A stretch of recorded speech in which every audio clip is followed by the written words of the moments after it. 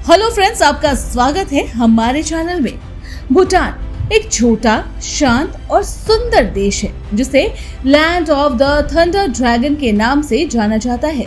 लेकिन आज ये छोटा देश एक बड़े जियोपॉलिटिकल डिस्कशन का हिस्सा बन चुका है। एक ऐसी चर्चा जो लोगों को सोचने पर मजबूर कर रही है कि क्या भूटान भारत में मर्ज होने वाला है। क्या ये स्पेकुलेशन सच हो सकता है? क्या ये अखंड भारत की तरफ एक और कदम होगा, या सिर्फ एक अफवाह है जो सोशल मीडिया जियोपॉलिटिक्स में हाइप बना रही है? अगर हम हिस्ट्री देखें तो ऐसा एक बार हो चुका है। सिक्किम 1975 में भारत का हिस्सा बन गया था। अब लोग इस स्पेकुलेशन को भारत के लेंस से भी देख रहे हैं। इस स्पेकुलेशन के पीछे की वजह है चाइना का प्रेशर, भूटान की इकोनॉमिक डिपेंडेंस और भारत के साथ उसके गहरे संबंध। आज हम इस टॉपिक को डिटेल में समझेंगे। भूटान की हिस्ट्री, उसका भारत पर डिपेंडेंट होना, चाइना का उस पर इफेक्ट और आखिर में ये कि क्या ये स्पेक्यूलेशन किसी मजबूत बेस पर खड़ा है या नहीं। तो चलिए शुरुआत करते हैं। Merge of Sikkim in India, a historical event. अगर भूटान के भारत में मर्ज होने की बात हो रही है तो पहले हमें सिक्किम की हिस्ट्री को समझना होगा।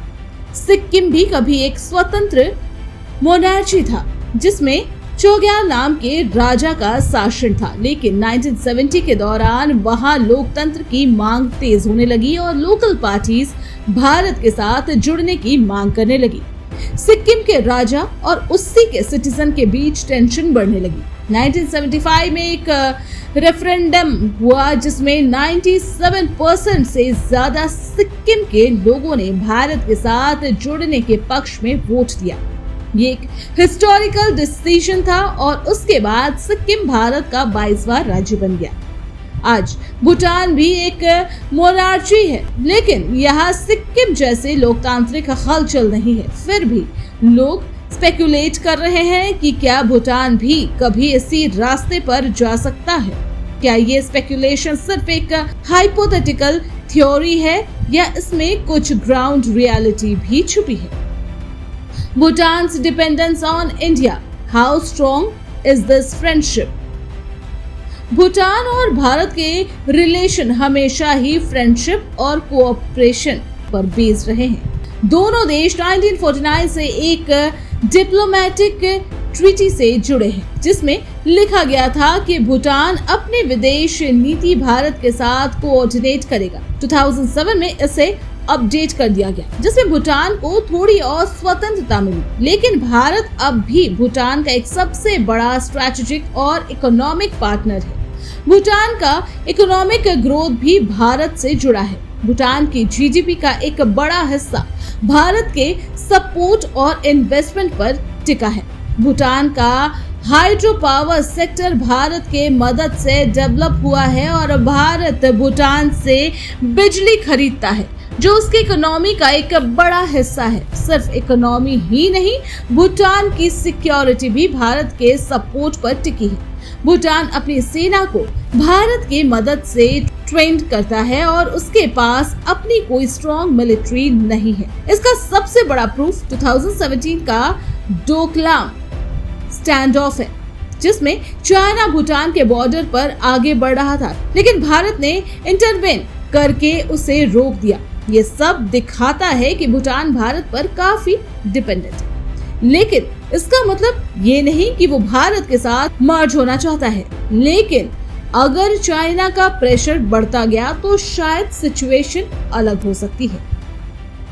Pressure from China, is Bhutan afraid?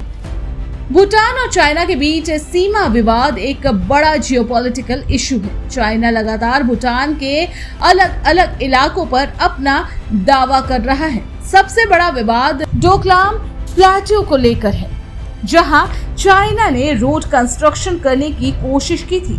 Bharat ने भूटान की तरफ से स्टैंड लेते हुए चाइना को रोका और वहां डोकलाम स्टैंड ऑफ हुआ जो 73 दिन यानी 73 दिन तक चला। चाइना चाहता है कि भूटान उसके साथ डिप्लोमेटिक रिलेशन एस्टेब्लिश करे और ट्रेड करे, लेकिन भूटान अभी तक इससे बचा रहा है। कई रिपोर्ट्स ये भी कहती है कि चाइना भूटान को इकोनॉमिक इंसेंटिव्स देकर अपनी तरफ खींचना चाहता है।